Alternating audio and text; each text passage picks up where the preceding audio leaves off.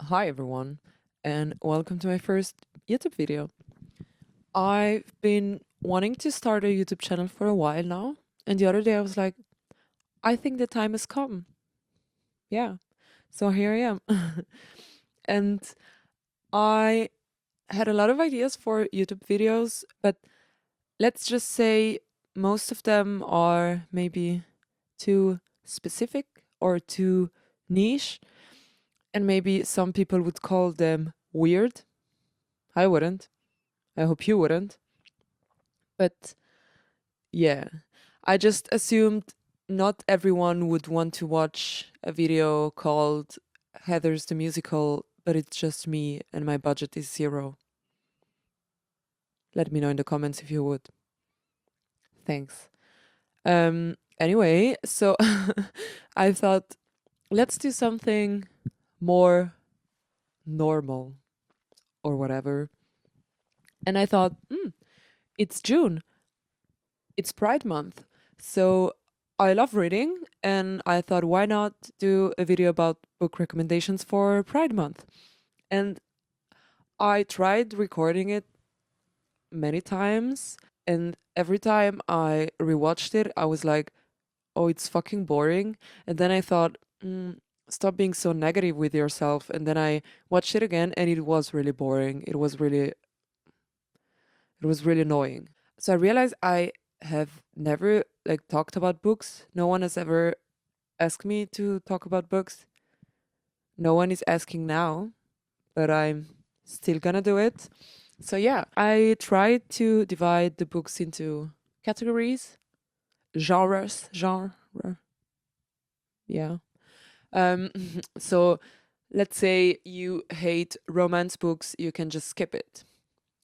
I wouldn't, but yeah, let's get into it. So, I'm gonna start with fiction books. And the first one I'm gonna be talking about is actually one of the last books I've read, and I loved it. And it's, oh my god, is that Miss or Mrs.? Anyway, by, I'm just gonna say, I'm gonna say Mrs. S. And if it's wrong, do I apologize? Um, you can read by K. Patrick. Um, Basically, it's the story of a young, I think 20, 22-year old, I don't remember the exact age, but anyway, young butch woman that goes to work in an elite English boarding school. And basically, she just gets obsessed with the headmaster's wife, who's this very like feminine, elegant, sophisticated woman. And anyway, this book, I don't want to like say too much about it because it's like there's a plot, but it's also a lot of like vibes. This book is good. This book is very good. I loved it. Also, the writing style is very interesting. Like, I don't know how the words are in English, but like when they are speaking to each other, it's written like a regular text. So it's a bit confusing at first, like for the first two pages. But then I found that fun actually. And it's written from the perspective of this young woman. It's amazing. Honestly, wow. Uh, Also, sometimes there were some scenes where she's like just talking with this headmaster's wife, and they literally just speak or they do something very normal. And I mean, the tension you can feel just by reading this book is amazing. I I think I wrote a note somewhere. I love how this book is written and how we can completely relate to the narrator. The tension in this last chapter was crazy. So little happened, but still, the tension was strong. Yeah. That's a book I really enjoyed, and I'm really glad I picked it up and bought it and read it. Um, yeah. I'm gonna stay on lesbian books, sapphic books, and I'm gonna go with the classic, okay? And if you haven't read the book, you should. I'm talking about Carol, first published as The Price of Salt by Patricia Highsmith. Maybe many of you have seen the movie, and I have. Obviously, I mean, Kate Blanchett could play a lesbian in like literally anything, and I would watch it. And I wanted to watch the movie, but I wanted to read the book first, so that's what I did. But I had seen approximately like 100 videos on TikToks from the movie. So when I read it, I had like the faces of the two actresses um, while while reading, which was fun because like every time it says Carol, I was like, "Ah, Kate Blanchett." And listen, I loved the movie. As I said, Kate Blanchett. Like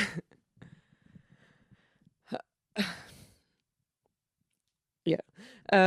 But the book, I prefer the book. This book is really like the way Patricia Highsmith writes is amazing. I also read the Talented Mr. Ripley from her, which I guess could also be kind of included in Pride Month books. I love the way Patricia Highsmith writes because there's always like this drive, this tension, and it makes it like really fast paced to read and very easy to read, and also you don't want to stop. Anyway, for those of you that don't know Carol or The Price of Salt, it's the story of a young woman, Therese, who works in a as a sales assistant in a store, and this older woman, Carol, Kate Blanchett, uh, and basically Therese works at the store, and Carol walks in to buy a gift for her daughter, and Therese like sees her and she's like obsessed with her immediately. Uh, this Therese, she has a boyfriend, but she's like, I mean, it's the 50s. I mean, you can't blame her, but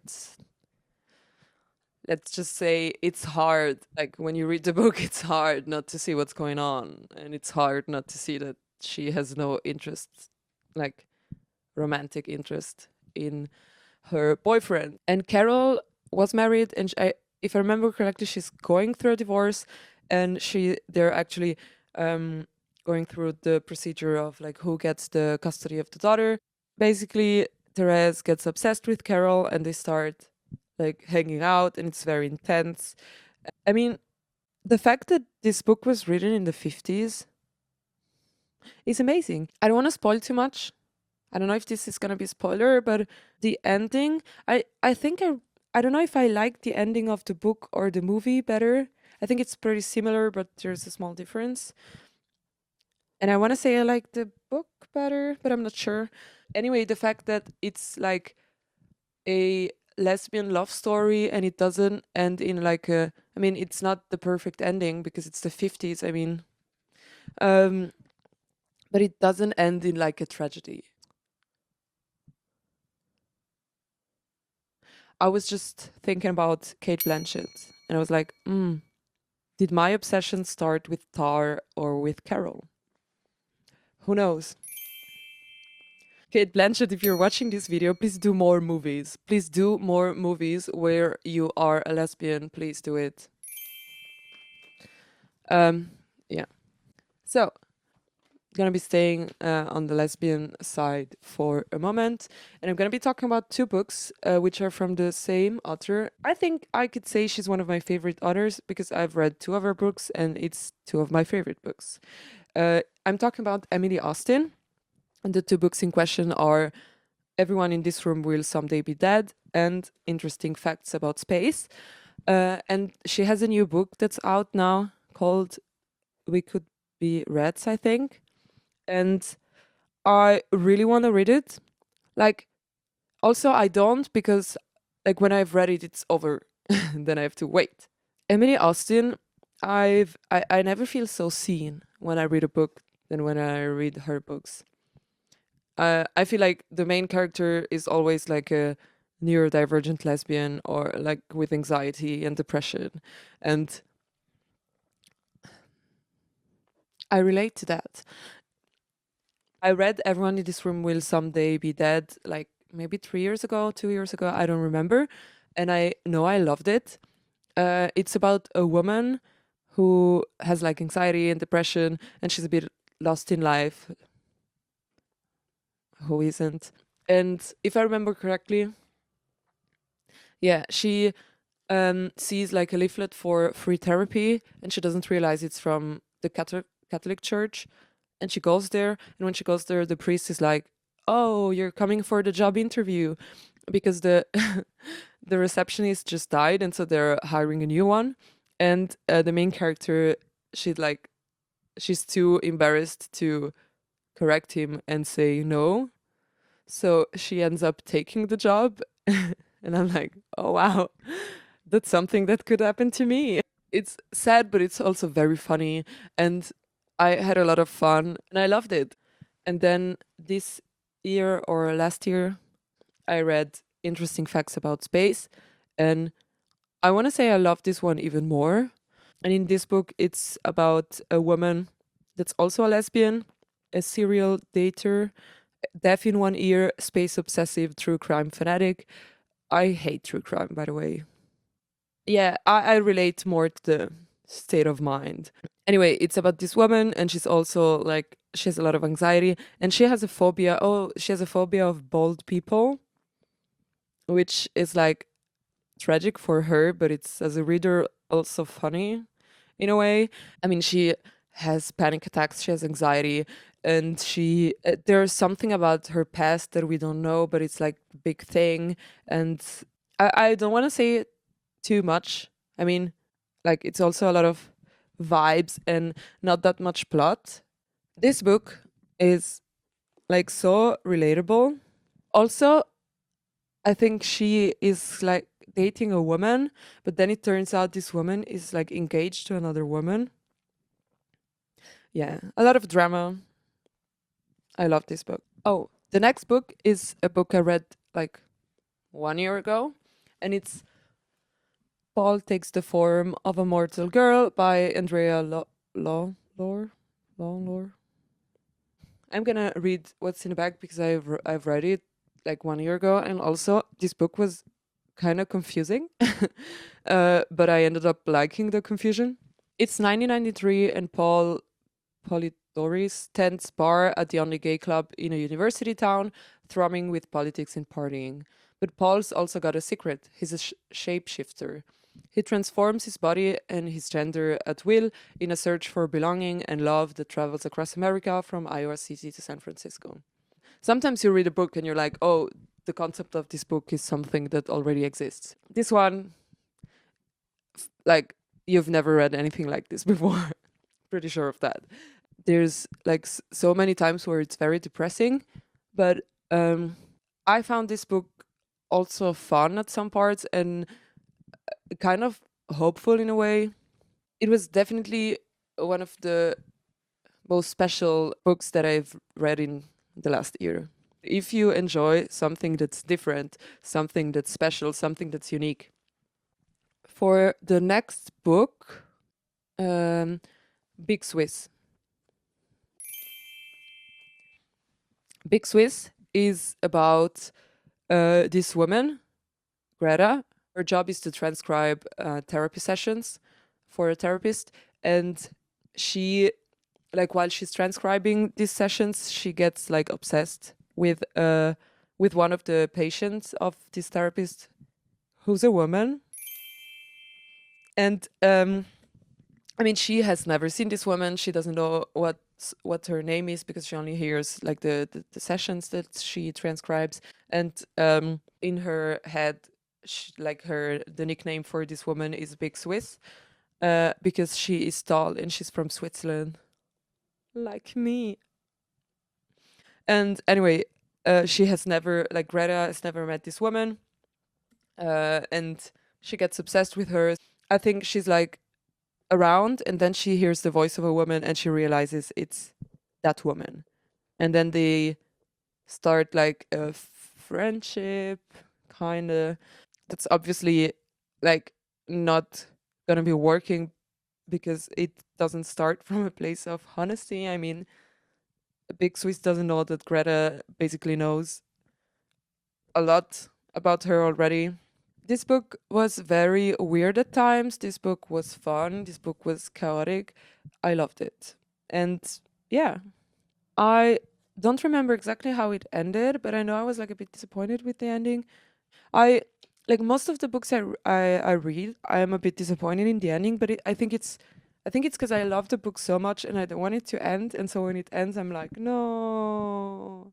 Also, I love that I refuse to read books that are like longer than 400 pages.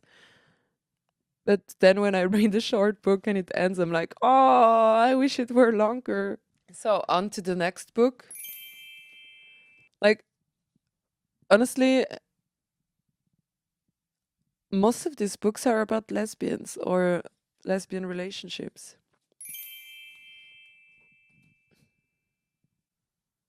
Woo!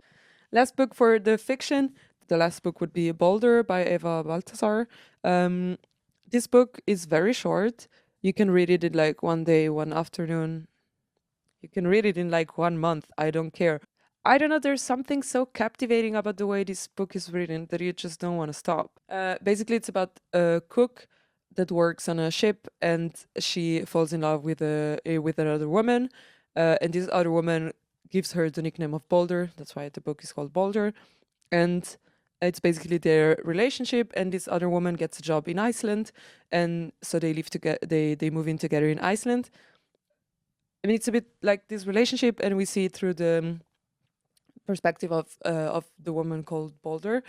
I feel like it's very heartwarming, but also heartbreaking book. Honestly, when I read this, I felt like I was reading like a very intimate journal about this woman, and you also kind of see how she views the relationship, like her insecurities, maybe her doubts, and it's yeah, it's like I love it. Honestly, I would recommend this book to anyone who wants to read. I mean, who wants to read, period, because it's very short. And maybe like if you want to get back into reading, or you haven't read in a long time, or you love reading but you don't have a lot of time right now, this is perfect.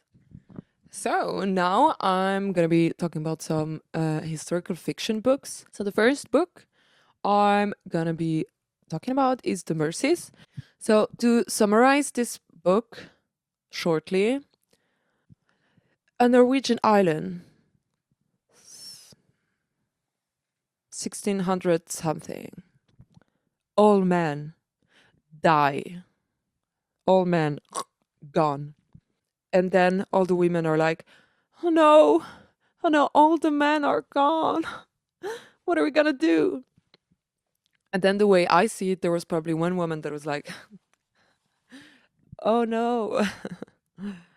Well, this might sound a bit unconventional, but do you want to get naked?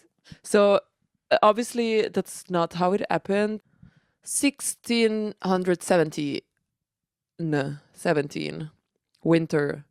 The sea around the remote Norwegian island of Vardø is thrown into a vicious storm. A young woman, Maren, watches as the men of the island, out fishing, perish in an instant. Vardø is now a place of women. Yeah, and then like 18 months later, like after all the men died, there's like someone coming from another island with his wife, and the wife of this man sees something that she has never seen before: independent women. And basically, where this woman sees happiness and even love, the man only sees like evil. I think it's not the type of book I would usually read because of the genre, but I really really liked it. It was beautifully written. There was a lot of hope in this book, and I love that about it. So yeah. Anyway, the next one is a classic one. It's The Color Purple by Alice Walker. I'm gonna read from behind the book. Sisters Celie and Nettie share the pain and struggle of growing up as African American women in early 20th century rural Georgia. Forced into an abusive marriage, at least Celie can offer Nettie refuge from their violent father in her new home, until Nettie catches the attention of Celie's husband and is forced to leave and forge her own journey. through a series of letters spanning 20 years, first from Celie to God, then between the two sisters. They manage to sustain their hope in each other across time, distance, and silence in a triumph of resilience, bravery, and ultimately love.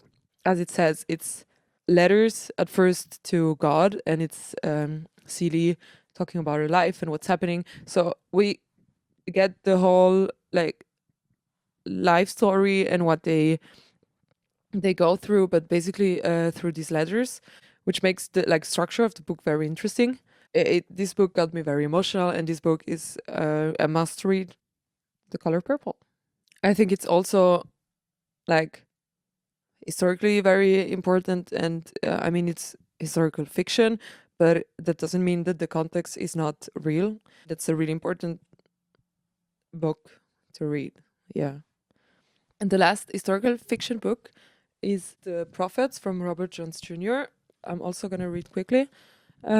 A singular and stunning debut novel about the forbidden union between two enslaved young men on a deep south plantation, the refuge they find in each other, and a betrayal that threatens their existence. I don't know if I want to read the rest, because this is one of the only book I don't know, I saw it in the bookstore and I just wanted to buy it. And I read maybe like 2 sentences. I was like, oh, okay, I'm going to buy it. And then I read it, and I mean, this one is also quite long. I think it's almost 400 pages, which is long for me. And I read it in like 2 days, and I couldn't stop crying. I don't know if I read this last year or 2 years ago. I think it was 2 years ago, maybe even more. And it's probably the book that made me cry the most. I mean, it's beautiful, but it's also very, very, very tragic and very sad. I sometimes I wish I had like infinite time to reread books, and just because just by talking about it, I'm like, oh, what happened? Like, I don't really remember everything about this book, and but I just remember that I think it's like the first time I wrote a review on Goodreads. Usually I just put the stars, and here like I had to write something. I had to write that I like cried for 4 hours after finishing the book, but I would do it again if I even if I knew that it was like so heartbreaking, I would read it again. There was just a way about how the author wrote in this book that it made the two main characters so real and so like present. And I think that's why you get so attached to them during the book. And it's so tragic. And then yeah, I don't want to spoil anything. This is an amazing book. Yeah. The next books I'm going to be talking about are 2 books, and the category is going to be sci-fi and horror, and it's like 1 each. Because is it horror? I guess it's like horror, but like, yeah, I don't know. And that I never read, and sci-fi I actually started reading. I don't want to say a lot, but I started reading like a lot of sci-fi, especially. I just said a lot, but you know what I mean. Maybe I don't know. Whatever. I started reading sci-fi because hey, maybe I'm gonna do a video about it someday. I realized that I always thought I hated sci-fi, because in my head sci-fi was like pew pew pew stars, hey, space, technology, space, and stuff like that. And then I read I Who Have Never Known Men, and I was completely broken.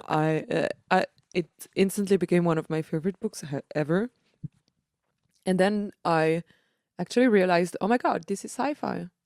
And then I realized I actually really like sci-fi when it's more about a sci-fi context, but it's essentially about like the human condition and human emotions and like how the people feel. And I like less the sci-fi that's more about like crazy world building, crazy technology, and more about the plot. I think actually, you know what? Maybe I will do a video someday about sci-fi, not just in books, but also in like TV shows and movies. Anyway, talking about sci-fi, the first book is sci-fi and is This Is How You Lose the Time War. This book was weird. Okay, I read this like 3 years ago, four maybe. I don't know. Um, I know I was fucking confused, but it was also very good. I'm gonna read. Among the ashes of a dying world, an agent of the commandant finds a letter. It reads, "Burned before reading." Red and blue, two rival agents hellbent on securing the best possible future for the warring factions, strike up an unlikely correspondence. But what started as a taunt, a battlefield boast, grows into something more, something epic and romantic, something that could change the past and the future. That's a good example for what I meant before about sci-fi, right? It's like, of course, it's sci-fi and there's like a sci-fi context, a sci-fi setting, but at the end it's about the relationship between these two and it's about how these two people, like these two women feel. Really good book. Sometimes the way it's written, it's like difficult, especially if like English is not your mother tongue. I mean, English is not my mother tongue and I struggled a bit sometimes.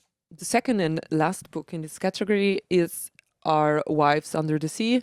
I've read this recently, and if I had to give you a review of how I felt about this book with just one face, it would be like, yeah, what the fuck is going on?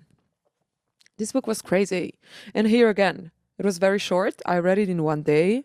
Probably if someone asked me to review the book like 2 minutes after finishing it, I'd have probably said something like, throw it away. I never want to see this book again in my life. I hate it.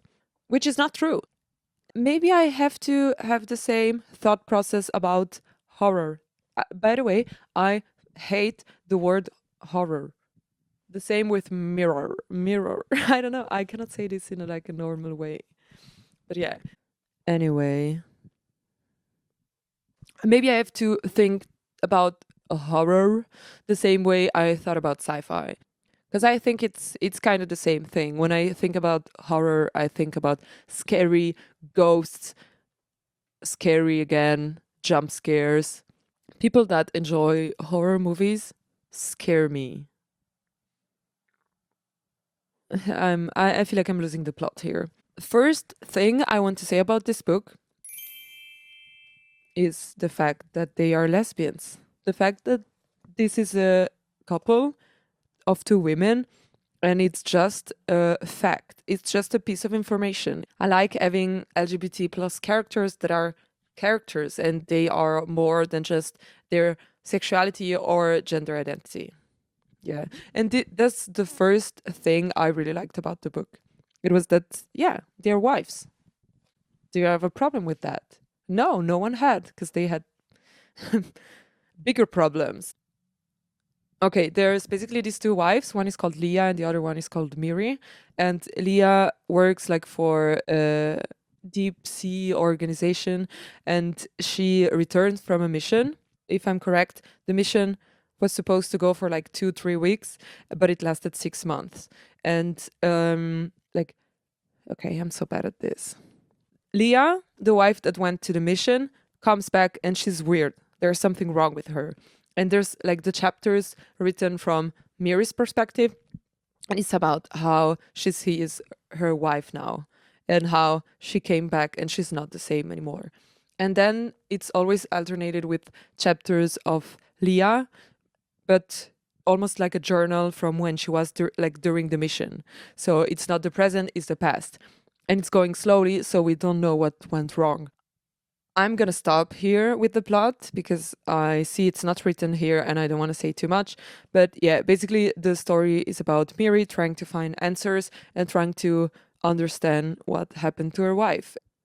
What I meant before when I said when I finished the book I hated it, it's because I loved the writing. I was like I couldn't stop reading this book. Sometimes I hate it when the chapters are like alternating because I'm like, I want to keep reading about her. So then I read like the chapter and then I want to keep reading about her. And in this case, I wanted to read both. So I just read for like 3 hours straight.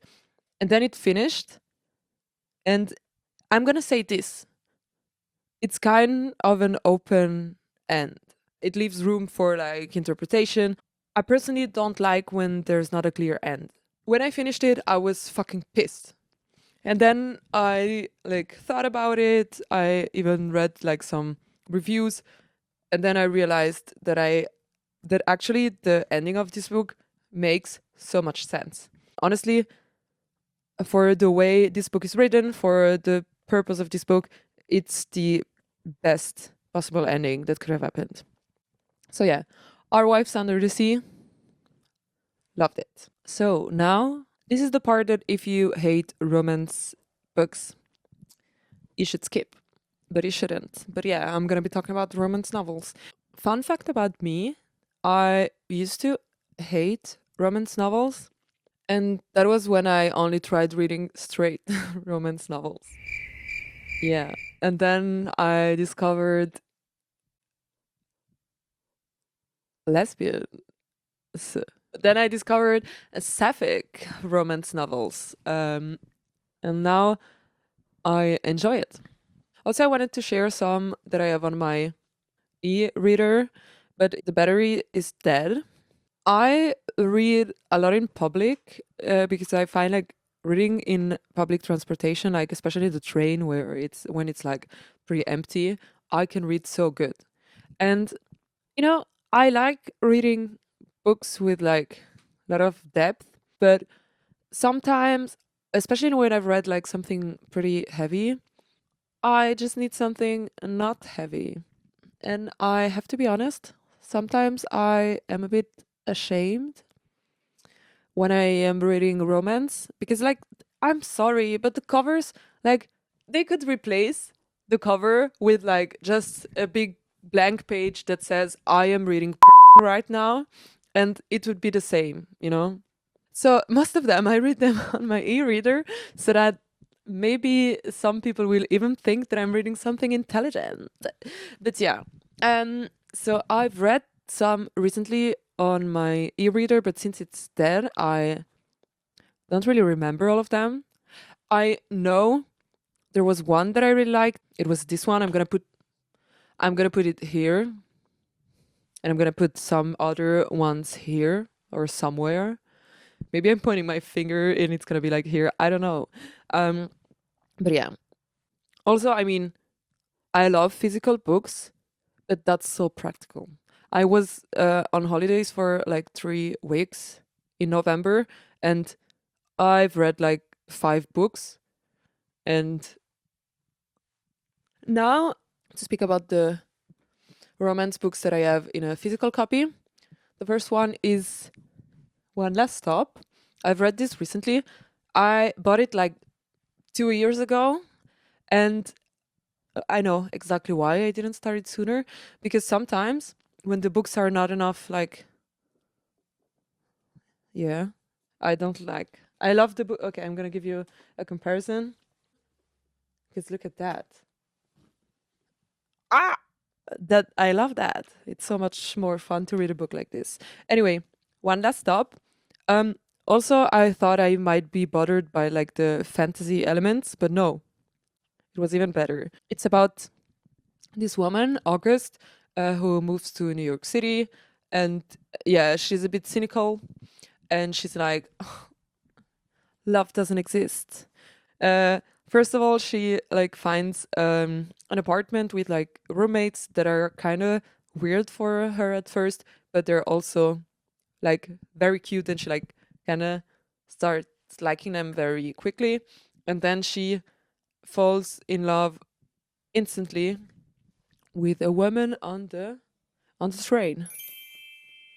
Again, what is with lesbians, and it's not even love at first sight, it's obsession at first sight at this point. Because I mean, you kind of have to know someone to love them, right? But yeah.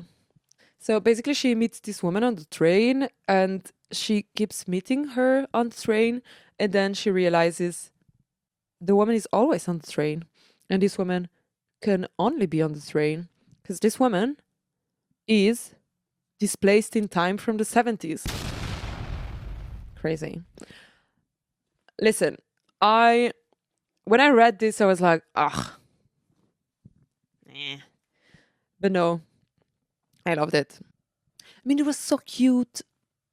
Why was that so aggressive? It was very cute, and as someone who doesn't like fantasy elements, I found that it was just like the perfect amount for this story. I just loved it. Since I said thank you to Meryl Wilsner before, I am going to speak about their books. That's the first one, but it's not the first one I read.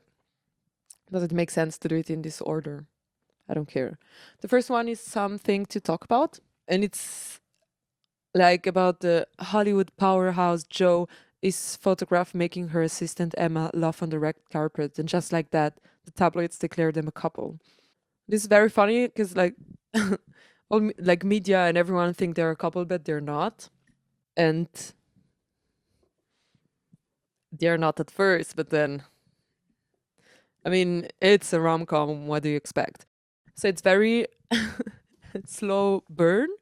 And the first book I read from Meryl Wilsner is Mistakes Were Made. And the mistake, it happens literally in the first maybe 3 pages. So I wouldn't call this slow burn. And here it's the opposite. Yeah. If I'm reading a romance, I don't want them to be like, oh no, oh no, stay away from me. We don't like each other like that for like 300 pages. But I don't know. Meryl Wilsner is a genius. The way they write romance novels, they should never stop. And it's like the equivalent for me of Emily Austen, because uh, as far as I know, they only have 3 books out. Sorry, Meryl, if that's not true. But like I read this one and then I already had the second one at home. But I was like, oh my God, I love this one so much that I'm scared. And then I read the second one and then I'm done. And then they also published a 3rd book. And here it was the same. When should I read it? By the way, if Meryl Wilsner is watching this, I'm a bit disappointed in that because the first 2 books were so good. I mean, okay, this one, I'm kind of ashamed, like, to say that I enjoyed this book because it's like very, I don't know, it's like, I'm not ashamed of the lesbianism. I'm ashamed of like the context. And also, if it was like a straight love story, I would be like, "Ugh, oh no, oh." So anyway, this book, mistakes were made. The mistake in question was not me starting this book. The mistake was that I started it at like 1 a.m. because I couldn't sleep, and then I wanted to read like all of it. Anyway, when college senior Cassie spends her Friday evening at an off campus bar, she isn't looking for a hookup. It just happens. Buying a drink for a stranger turns into what should be an uncomplicated, amazing one night stand. But then the next morning rolls around, and her best friend drags her along to meet her mom, who turns out to be the hot older woman Cassie just slept with. I don't know. But it was like so fun to read. And then the third one is called Cleat Cute. It's about 2 soccer player, and one of them has been like with the team for a longer time, and then there's a younger one, new one that's like very good, and there's like a bit of competition between the two, and like the older one uh, gets injured. I don't know, but then obviously they start having something with each other. But I have to say, this would be the best one for me, and then this one, and then this one. I'm sorry if you don't agree. I'm sorry if you don't care because you're never gonna read any of these books. So the next category of books is YA. I know that I loved and I still love reading YA books, like YA LGBT plus books, because I read a lot when I was younger, but I wish I had read books like that, you know? So I'm just gonna start. So since I've read them a long time ago, I just wanted to mention the ones that I know I really loved, and but it's gonna be quicker than the other categories because I don't remember a lot about them. But yeah, the first one is After Love. I tried to read the back and understand what happens. I didn't. I didn't understand. Then the next one is called The Lesbiana's Guide to Catholic School. This is so ugly. I'm so sorry. I hate when books do that. If you want to do that on the hardcover books, I don't care. They're already ugly, but please. Anyway, I'm sorry for being a hater. But yeah, I really like this book. So the next one is called The Midnight Lie. The Midnight Lie is a fantasy book. And as a person who usually doesn't like fantasy, that was like at the beginning where I started to read more queer books. And like every time I read that a book had like sapphic elements, I was like, let's buy it. I didn't even read what the book was about. It's like I'm vegan and now it's a bit better, but there was a time where every time there was a new vegan product, I would buy it to try it, you know? Like I always hated cheesecake, but for some reason I saw vegan cheesecake and I was like, ah, I need to try it. So yeah, I feel like I had the same thing with queer books, but I ended up really liking it. That's a book that I haven't seen a lot on like book recommendations videos. Yeah. Then the next one is another young adult book I really enjoyed. It's called The Henna Wars. And this one, I know I loved this one. It was like very cute. I felt like my inner child was like, that's what you should be reading all the time. And now the last young adult book I'm going to be talking about is Ace of Spades. It's kind of a Gossip Girl meets Get Out book, which sounds terrible, and it is terrible. Not the book, but like the whole thing. Also, the first thought I had after reading this book was like, why is this not a TV show? I I've said it like a million times today. I think I will read this book again. I put like some annotation that are like what with 4 A's and then plot twist with 3 exclamation marks. And I don't really remember the plot, but when I read them, I kind of like have a flashback to how I felt. And the way I felt was no with 5 O's. Yeah. And so now comes the last part. It's the nonfiction books. Yeah. I'm going to start with two. There goes my book. I'm going to start with two memoirs. Memoir. Yeah, memoirs. The first one is called In the Dream House from Carmen Maria Machado. This book is about the author's experience in an abusive relationship, a same-sex relationship, and I mean it deals with very hard and very heavy topics in a way that I mean generally I've never seen before in a book because it's like very unique and it's always almost like short stories and through different lenses, through different writing styles. Yeah, I read it a long time ago, but I wanted to include it because I know that I was captivated by this book, and it's a very important subject. Also, in the context of lesbian relationships, it's not talked about enough in the Dream House. And the second memoir is called Hijab Budge Blues from Lamia H.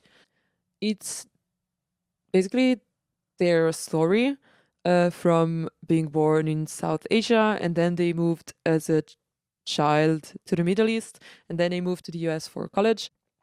So it's about faith and queerness, gender identity, and how the two things kind of coexist or maybe like mix together for the writer. I really enjoyed reading this book. Like it was very intimate and it was very honest, and I felt like I was reading the diary of someone and like their deepest thoughts and like how they felt. It felt more like she wanted to share that with people, and we have the privilege of reading about that. Yeah, I really loved it. And I think if you like memoirs, or generally if you want to read memoirs, I think this is definitely a book you should put on your list. I have 3 books left, 3 nonfiction books. The first one is The Pink Line.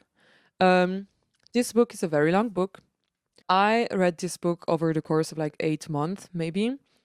And not because I didn't like it, but because it's a lot of different stories. The topic of each story is always sexuality or gender identity, and it's different stories from different people from all over the world at different times and places. It's really an amazing book because you read so many different stories, and it was also a book that I didn't want to like read too fast. So this is a book that I think it's an essential read for Pride. I mean, whether you're part of the LGBTQ plus community or not, I mean, read it. The second book is called The Transgender Issue: An Argument for Justice by Sean Fay. And I read this book also like 4 years ago, and it was important then, and it's still important now. Because if you exclude trans and non-binary people from Pride, I don't want to speak with you. And this book is about what it means to be a transgender person in a transphobic society. I think in this case, more precisely in the UK. This is such an informative book and such an important book. And at the same time, sometimes I struggle to read nonfiction books because I always need to stop after like 15 minutes because it's like very like full of information and very heavy and very intense. And this one had a lot of like, this one is very informative, but at the same time it's easy to read, but not because the topic is easy, but because the way it's written, it's very beautiful to read. I think it's a very important book. Yeah, you should definitely read it. And so my last book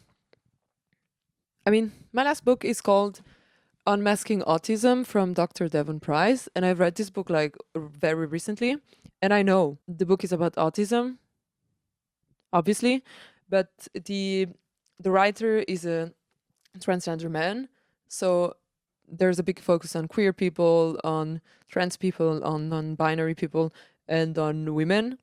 And yeah, I thought I would put this here because I really enjoyed reading it. Whether you are autistic or you think you're autistic or you want to learn more about autism, I think this is a great book. So yeah. So that was all of it. I wanted to include like some books that I want to read but I haven't read yet, but that are my TBR for Pride Month. But I think this video is already going to be way too long. So yeah, maybe I'm going to do another video, maybe not. Who knows? Happy Pride to everyone. If you're still watching this video, thank you for watching the whole video. And maybe I'll see you soon. Maybe I'll post another video. And yeah, I don't know. If you like this video, like it. With a like, not just like in your mind. I'm gonna stop talking now because I noticed that I'm getting a bit awkward. But yeah, like and subscribe or whatever. And thank you. Bye.